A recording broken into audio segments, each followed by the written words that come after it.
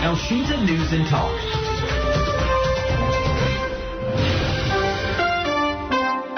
Elshinta News and Talk.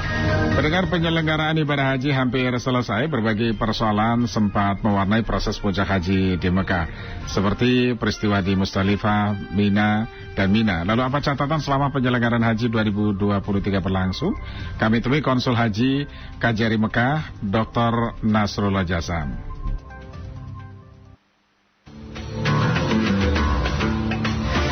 Liputan Haji 1444 Hijriah. Halo, Assalamualaikum Pak Nasrullah Jasam, apa kabar? Suaranya nggak keluar, Pak Nas. Waalaikumsalam warahmatullahi wabarakatuh. Kabar baik, Pak Julio. Alhamdulillah. Ini masih keliling-keliling Mekah terus atau sudah mulai bergeser ke Madinah, ke Jeddah, Pak Nas? Saya baru tadi pagi waktu Jeddah, tiba di Jeddah dari Madinah. Persiapan untuk keberangkatan jamaah haji dari Mekah ke Madinah di gelombang kedua. Gelombang kedua. Kapan akan mulai didorong ke Madinah, Pak Nas?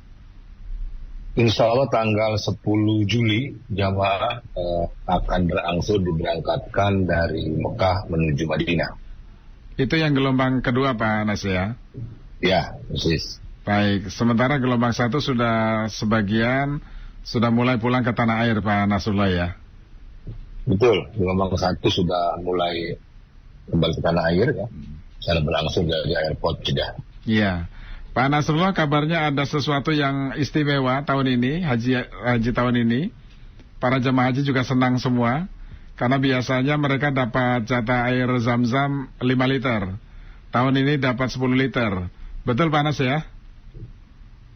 Ya, kebijakan Pak Menteri dan Pak Pimpinan kemarin kan jam-jam yang tadinya hanya 5 liter itu ditambah menjadi 10 liter, jadi 5 liter plus 5 liter. Hanya yang 5 liter yang tambahan ini mungkin nyampainya tidak bareng dengan jam-jam yang 5 liter yang pertama gitu. Kami sudah komunikasi dengan pihak Kementerian Haji dan disetujui tambahan tersebut. Kita akan segera proses melalui melalui IHAJ pembeliannya, dan maskapai Garuda sudah siap untuk mengangkut jam-jam tambahan ini. Iya, itu bagaimana ceritanya, Pak Nas, sampai ada tambahan 5 liter ini? Ya, saya kira kita coba memberikan lebih tahun ini, karena kita semua paham bahwa oleh-oleh yang paling ditunggu di tanah air itu ya air zam-zam, gitu ya. Yang memang hanya ada di tanah suci. Jadi kami pun kalau pulang ke tanah air itu yang ditanya ya air zam-zam. Kita bagikan sedikit-sedikit ke tetangga, saudara dan lain sebagainya. Sehingga nanti kalau ada tambahan bisa lebih banyak lagi yang dibagi gitu kira-kira. Proses pengajuannya agak sulit tidak, Pak Nas, ke pemerintah Saudi ketika kita minta tambahan 5 liter air zam-zam untuk seluruh jemaah haji kita, Pak Nas? Ya, memang semua negara itu mendapatkan jatah jam-jam 5 liter dengan shipping atau spek yang sesuai dengan armada yang mengangkut ke tanah air.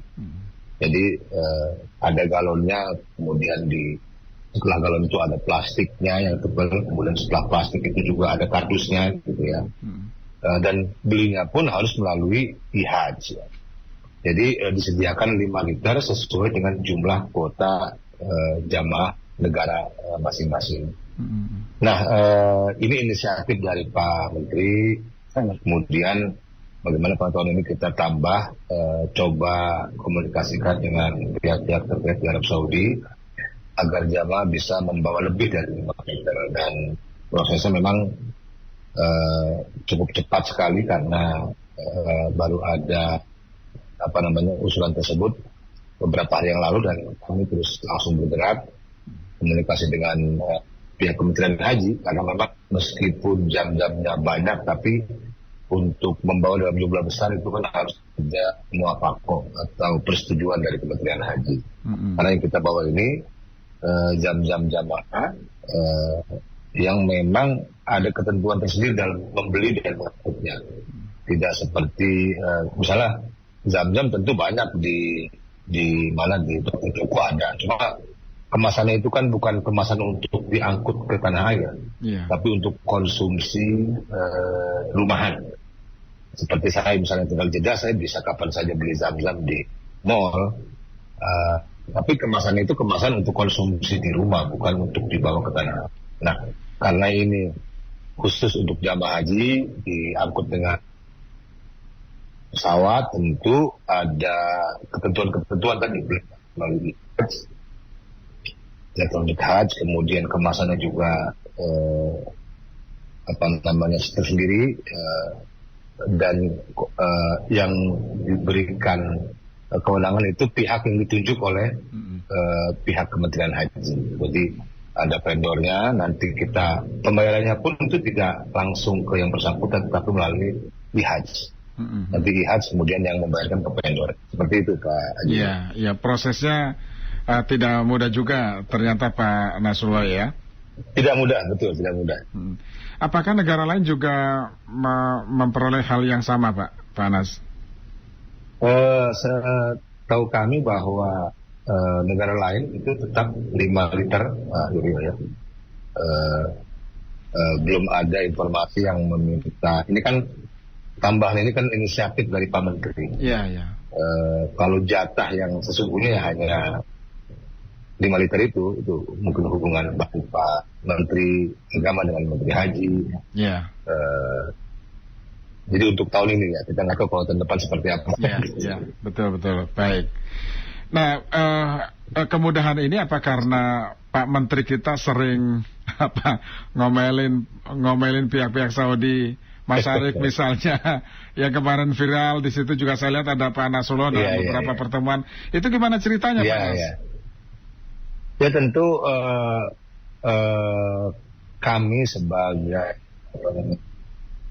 negara yang dilayani pihak penyedia layanan itu kan punya hak untuk mendapatkan layanan yang terbaik. Kita membayar, mereka harus memberikan layanan sesuai kontrak yang disepakati. Dan ternyata ketika di Muzdalifah yang kita kenal dengan masa Armina, itu ada beberapa layanan yang tidak lancar, tidak sesuai yang kita sepakati, mulai dari aliran air yang tersendat, beberapa maktab, kemudian keterlambatan catering, kemudian traffic yang crowded di Muzdalifah, sehingga yang harusnya lebih awal dari Muzdalifah menuju Mina agak tersendat.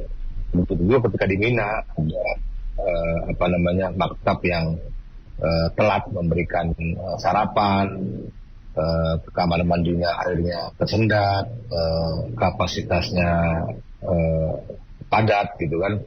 Itu yang kita kritisi seperti itu. Dan tentu karena tahun ini hajinya itu banyak lansia, ada 60 lebih yang lansia, otomatis kita kan harus memastikan layanan-layanan yang sifatnya primer tadi itu. Air, makan itu kan kebutuhan pokok, jadi terkait sekali dengan kondisi fisik dan kesehatan jamaah. Sehingga Pak Menteri tentu menuntut dan mengkritisi layanan dari yang diberikan oleh pihak Masyarakat kepada jamaah di Indonesia, dan memastikan bahwa semuanya harus diberikan haknya. Dan alhamdulillah pada tanggal 11 Dzulhijjah sudah mulai lancar pasokan air, pasokan makan, kemudian tanggal 12 juga sudah mulai lancar, termasuk proses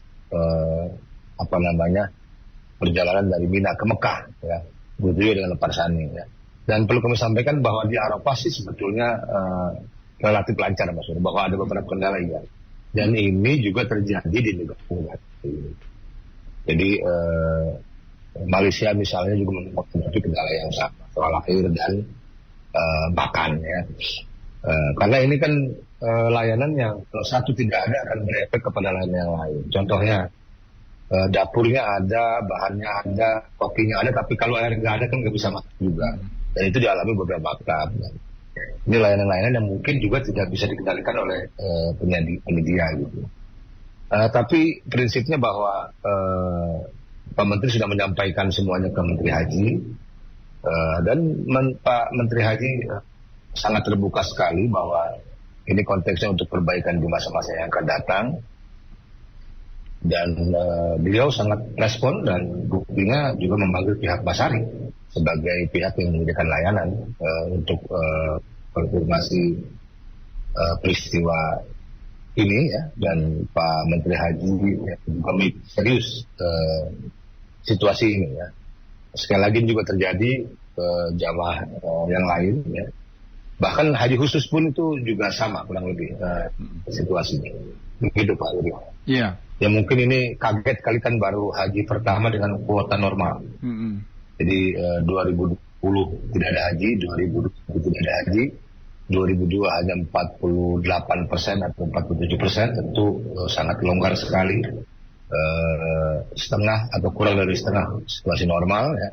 Dan 2023 ini kembali ke kuota normal, tentu orang sangat euforia, sehingga ada beberapa hal yang mungkin pihak penyedia kurang siap. Dan ini menjadi catatan penting buat kami Pak. Iya, Pak Nas, saya dengar haji tahun ini banyak sekali jamaah haji yang dari seluruh dunia ya, mencapai 2,5 juta jamaah haji dari seluruh dunia. Artinya ini pasti berpengaruh sekali dalam fase pelayanan di Armusna Pak Nas. Dan kita akhirnya mendapatkan imbasnya dari kepadatan, kekacauan trafik yang begitu padat di sana Pak Nas. Ya, ini termasuk yang kita sampaikan juga. Tentu yang menjadi konsentrasi kita itu adalah jamaah reguler, di mana pemerintah memang punya kewajiban untuk melayani jamaah haji reguler.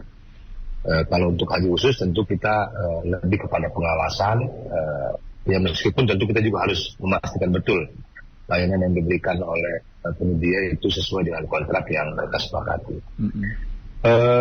Jumlah kita saya kira jelas, kuota kita itu 229.000, 8% diantaranya adalah jamaah haji khusus. Itu yang resmi tertera dalam sistem, dan saya kira ini bisa dihitung. Negara lain juga, misalnya Turki berapa puluh ribu, Malaysia 30 sekian ribu, kemudian Singapura 900 jamaah, Pakistan yang besar-besar itu Pakistan, India, Bangladesh, itu kan yang dapat ke Iran gitu ya, Mesir itu dari itu. Dan ada juga haji-haji yang furoda yang mereka yang mendapatkan visa haji. Dan juga mungkin ada jamaah-jamaah yang dengan visa yang lain gitu. Tapi ini kan menjadi kewenangan itu pemerintah Arab Saudi juga menguasai betul situasi seperti ini, dan itu menjadi catatan lah ya, agar hak yang lain itu tidak berkurang dengan adanya jamaah-jamaah yang. Ya, Pak, kemarin katanya sempat ditawarkan semacam kompensasi ya dari ketidaksesuaian kontrak yang diberikan ya, yang disepakati antara Masyarakat dan juga kita Pak Nas, sehingga terjadi kekacauan di Mina dan juga di Musdalifah Pak Nas. Itu kompensasinya seperti apa Pak Nas? Tentu concern Pak Menteri sendiri bukan dikompensasikan Pak Widi. Jadi kalau kita fokus di kompensasi misalnya ya, potensi untuk terjadi lagi tahun depan itu besar. Nanti dilanggar kemudian diberikan kompensasi, dilanggar diberikan kompensasi kan selesai. Iya, betul. Kita bukan ke situ ini. Betul. Kita ingin bahwa ini ada yang salah ada yang tidak maksimal dalam hal. Ya, karena itu penekanan kita itu apa sebetulnya yang terjadi dan kenapa tidak siap gitu. Padahal kita sudah sejak lama kontrak dan beberapa kali kita survei ke Arafah dan Muzdalifah dan Mina, dan waktu itu baik-baik saja gitu.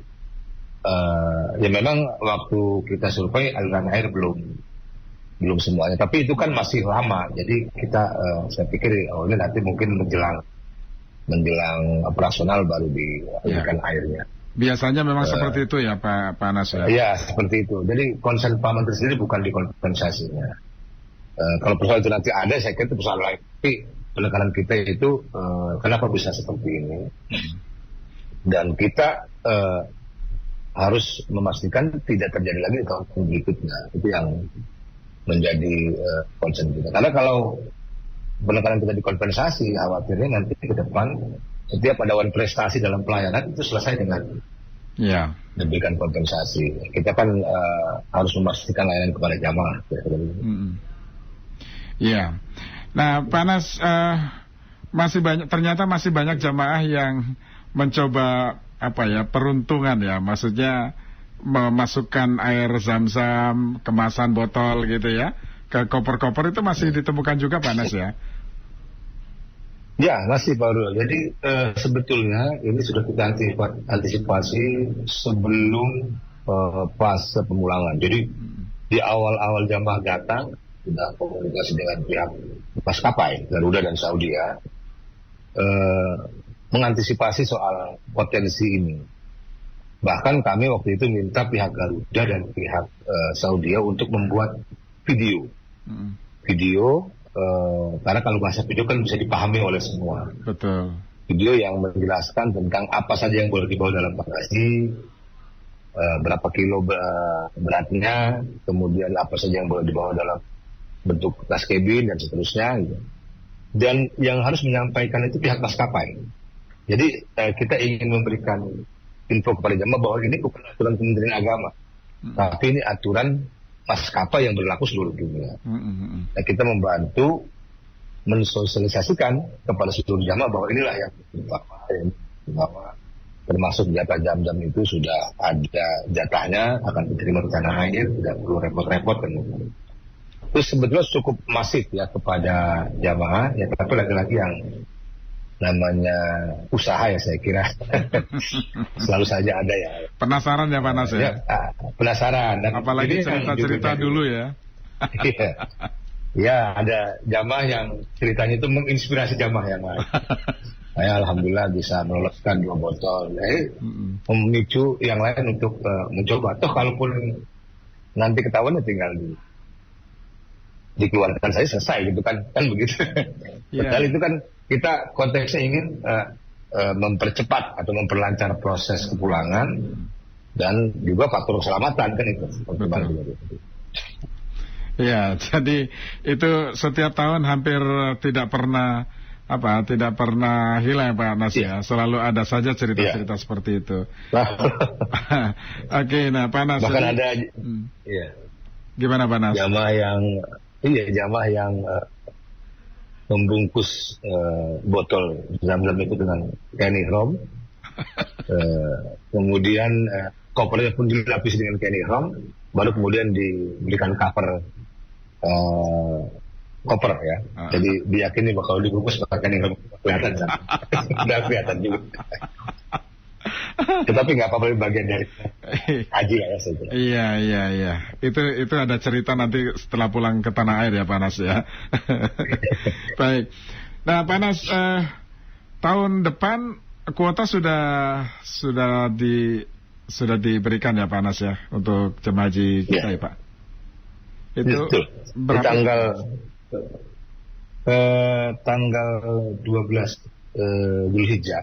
Jadi memang pemerintah Saudi sangat cepat sekali bahwa tahun 2004 ini kuota sudah diberikan tahun 2023. Kuota yang diberikan kuota dasar ya sama dengan tahun 2023 ya.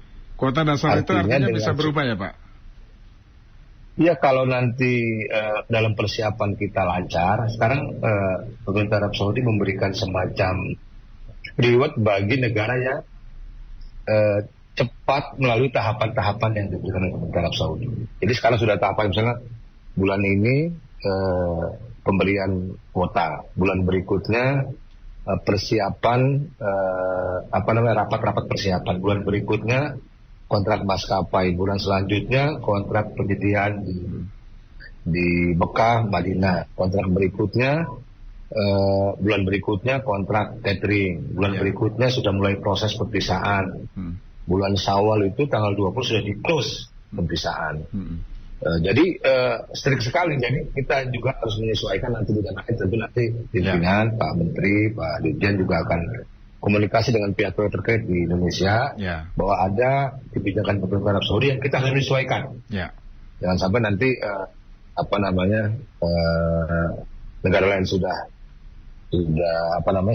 siap, kita masih belum siap. Oke. Jadi kuotanya seperti itu, Pak. Baik.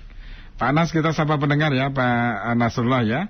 Ada Pak Hamdi di Pamulang, Tangerang Selatan. Pak Hamdi, halo Pak Hamdi. Halo, Assalamualaikum. Waalaikumsalam warahmatullahi wabarakatuh. Silakan Pak. Ya, ikut prihatin kemarin ya, malam Kamis ya, waktu Musdalifah itu banyak yang terlantar dari jam 10 malam katanya sih berita di sini itu, sampai kemudian setengah 2 siang baru kelar gitu ya. Ini kan kasihan, sudah sepuh-sepuh gitu ya.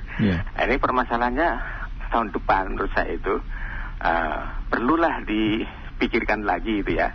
Kalau orang dari Arafah Pak ya sampai maghrib di Musdalifah dijamak sama Isya Pak ya, udah selesai lah jam 9 Pak ya, 9 malam ya. Nah ini perlu dipikirkan, ambil kaul yang bukan Imam Syafi'i lah ya, Imam Tawus ya, mengatakan boleh langsung ke Mina jam 9 malam atau nggak mesti harus nunggu nisful lail gitu loh. Itu ya. Saya kira ini Pak Kartono itu mungkin paham.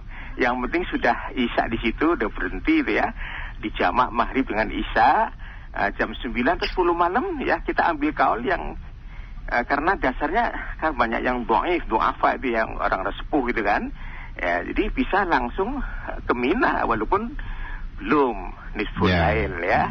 Ini saya kira untuk Pak Kartono lah, itu saya nitip gitu ya. Ini Pak Kartono yang mana nih Pak Pak Kartono itu ini Pak konsultan konsultan ibadahnya tahun ini. Beliau itu namanya Pak Kartono. Iya. Ya itu kalau enggak Pak kasihan Pak. Betul. Iya, nunggu sampai jam 12 malam baru kita boleh lepas. Ya Allah. Terima kasih ya. Terima kasih. Waalaikumsalam warahmatullahi wabarakatuh Pak Hamdi. Kemudian melalui WhatsApp ada Pak Indra di Tebet. Secara umum sebetulnya penyelenggaraan ibadah haji terbilang cukup lancar, hampir tidak ada masalah. Cuman memang masalahnya pada saat di Musdalifah dan juga Mina, karena kebutuhan toilet. Nah ini kebutuhan toilet, lagi-lagi soal toilet ya, yang tadi di Musdalifah Mina. Nah yang disampaikan oleh Pak Hamdi sepertinya hampir sama nih problemnya Pak Anas. Antisipasi kalau ke depan kita minta supaya pihak masyarakat mengantisipasi itu seperti apa nanti Pak yang dimintakan Pak? Ya, langsung dijawab nih Pak Wiryo. Silakan Pak Anas, silakan. Ya, pertama dari Pak Hamdi, terima kasih banyak Pak Hamdi atas masukannya, terima kasih. Jadi sebetulnya kita di PPIH itu banyak sekali ya, selain konsultan dari Pak Kartono, Pak Kiai Wazir, bahkan jadi di kita itu setiap kloter ada satu pembimbing, PPIH namanya. Kemudian nanti di setiap sektor ada juga konsultan ibadah. Jadi kalau ada jamaah yang ingin konsultasi ada, tidak pun ada. Bahkan kita ada mustasar ini, penasihat agama tadi dari kiai khos ya, yang sangat mumpuni, kompeten sekali dalam masalah fikih. Dan kita selalu memberikan pilihan itu Pak Wiryo kepada jamaah, menganjurkan untuk mengambil yang sifatnya itu lebih kepada maqasidus syariah, tibdun nafas, menjaga jiwa. Jadi jangan sampai memaksakan ibadah kemudian sendiri. Itu pilihan itu kita gencar, kita sampaikan kepada jamaah. Misalnya kemarin itu kalau Pak Wiryo perhatikan, kita buat semacam flyer gitu kan kepada jamaah bahwa yang sepuh itu tidak memaksakan diri untuk sholat di Masjidil Haram. Jadi kalau sudah pernah ke Masjidil Haram beberapa kali ya, nanti bisa dilanjutkan di hotel masing-masing. Ada yang mengatakan bahwa sholat di Tanah Haram itu sama dengan sholat di Masjidil Haram. Toh jamaah semuanya juga tinggalnya di Tanah Haram, di Maghazin, di Misfala, di Jarwah, di Qom. Itu kan semuanya Tanah Haram. Sampai ke situ. Kemudian pilihan-pilihan melontar, pilihan-pilihan mabit, termasuk di Muzdalifah tadi. Betul tadi bahwa tidak harus muntasifil lail. Asal lewat saja sudah dikatakan mabit. Bahkan di Mina pun kita kasih pilihan sebetulnya jamaah. Kalau yang mau mabit, yang misalnya mau tanazul, ya silahkan. Dan kita bekali dengan dalil-dalil itu. Yeah. Mau qoblal ghurub, ba'da muntasifil lail, pulang ke hotel sebelum terbenam matahari, nanti setelah tengah malam pulang ke hotel boleh. Mau juz'un minal lail, asal datang ke Mina beberapa saat pulang lagi ke hotel, silahkan, ada juga yang mengatakan boleh. Atau mu'dhamul lail, 9 malam ada di Mina terus kemudian pulang ke hotel juga boleh. Bagi jamaah-jamaah yang tinggal di Raudhah, di Maghazin, di sisa itu kan gampang. Akses ke Minanya tidak perlu naik kendaraan. Tapi kita juga tidak bisa memaksa jamaah yang ingin menjalankan ibadah sesuai dengan keyakinannya, kira-kira begitu ya. Yeah. Tapi betul Pak, ini Muzdalifah itu catatan, dan saya kira ini menjadi perhatian penting sekali bahwa tahun-tahun sebelumnya tidak pernah ada masalah di Muzdalifah. Meskipun berangkatnya itu setelah maghrib ya, dan jamaah menunggu. Karena shuttle-nya lancar, busnya tersedia, jadi lancar-lancar aja. Tahun ini kita sedang selidiki dan kita sudah laporkan ke Kementerian Haji. Sedang ada Farid Tahqiq namanya, tim investigasi untuk mendalami apa yang terjadi seluruh di Muzdalifah ini. Dan itu menimpa jamaah Thailand, Filipina yang maktabnya bersebelahan dengan kita. Kebetulan saat Muzdalifah itu saya ada di lapangan, yang siang-siang itu. Saya memang ada di lapangan, melihat betul situasinya, kendaraan macet, jamaah harus nunggu, dan kami membagi-bagikan air minum dan kejadian lagi. Terima kasih Pak Amdi ya. Pak Indra di Tebet untuk toilet, betul Pak Widodo. Ini problem toilet terutama di Mina. Kalau di Arafah tahun ini ada tambahan sekitar 700 toilet. Oh banyak juga Pak, 700 toilet. Banyak sekali. Di Arafah itu dibuat toilet-toilet baru permanen ya. Kondisinya lumayan baik. Bahkan di situ disediakan yang untuk ramah lansia. Jadi ada toilet jongkok, toilet duduk, ada tempat urinir ya. Memang ada beberapa yang belum berfungsi. Kita akui juga itu, kita tegur juga pihak Basari. Tapi untuk di Arafah relatif tidak ada masalah yang signifikan. Hanya tadi toiletnya ada, tapi airnya nggak ada kan problem juga gitu. Tapi kalau toiletnya dan airnya di Arafah itu ya relatif lebih baik lah dari di Mina. Di Mina itu memang tidak ada space lagi untuk bangun toilet Pak Widodo. Karena Mina itu tidak seluas Arafah. Kalau di Arafah jamaah masih mendapatkan lebih dari 1 meter, 1,2. Tapi kalau di Mina itu di bawah 1 meter. Sehingga jangankan untuk lahan yang ada pun sudah sangat sempit untuk tempat bermalam jamaah di Mina itu. Jadi memang pilihannya tanazul ya untuk jamaah-jamaah yang ada di sekitar sisa di Raudhah dan di Maghazin yang aksesnya sisa itu tempat kantor Daker kalau Pak Widodo masih ingat itu. Jadi kita mau ke Mina itu tinggal jalan kaki seberang udah Mina. Nanti kalau sudah pertengahan malam bisa pulang lagi ke daerah sisa ya, jamaah-jamaah yang tinggal di situ untuk bermalam di hotel masing-masing. Itu Pak Widodo. Iya. Baik, Pak Anas. Jadi akan ada beberapa catatan ya untuk penyelenggaraan ibadah haji tahun depan, apalagi kita sudah mendapatkan kepastian jumlah kuotanya, Pak Anas ya. Ya, betul Pak Widodo. Ya. Dan catatan-catatan itu sudah kita berikan ke Pak Menteri Haji. Iya. Kita berikan. Ya, tentu kan kita ingin supaya catatan-catatan yang kita berikan kepada Menteri Haji Arab Saudi ini bisa diimplementasikan untuk pelaksanaan haji tahun depan, Pak Anas. Apalagi setelah pulang haji, setelah selesai musim haji, petugas kita pasti akan ada yang bolak-balik lagi ke Mekah untuk persiapan haji tahun berikutnya, Pak Anas ya? Ya, betul. Terutama tahun ini kuota yang biasa diberikan Januari, haji belum selesai sudah diberikan kuotanya. Artinya dari sekarang kita sudah bisa memetakan berapa hotel yang kita butuhkan, berapa catering yang kita butuhkan, dan lain-lain lain. Harusnya kita bisa menyesuaikan persiapan kita dengan ketentuan Arab Saudi yang berlaku tahun ini. Panas, akan ada perubahan tidak dari harga biaya hajinya, Panas? Kalau sekarang kan sudah ditentukan. Nah, kemudian tahun depan ada ongkos yang naik lagi dari Saudi, tentu akan ada perubahan penyesuaian dong, Panas ya? Ya, kalau ongkos atau BPIH itu kan sebetulnya relatif tidak naik ya, artinya ya naik berapa lah itu atau berapa. Yang berubah itu kan komposisinya saja, Mas Claudio. Komposisi BP yang dibayarkan oleh jamaah dan komposisi yang dibayarkan oleh nilai manfaat, itu aja. Jadi dan itu prosesnya tentu harus melalui rapat dengan Komisi 8 dengan BPKH, nanti ketika tahu ketersediaan uang itu berapa yang ideal untuk diberikan subsidi kepada jamaah haji.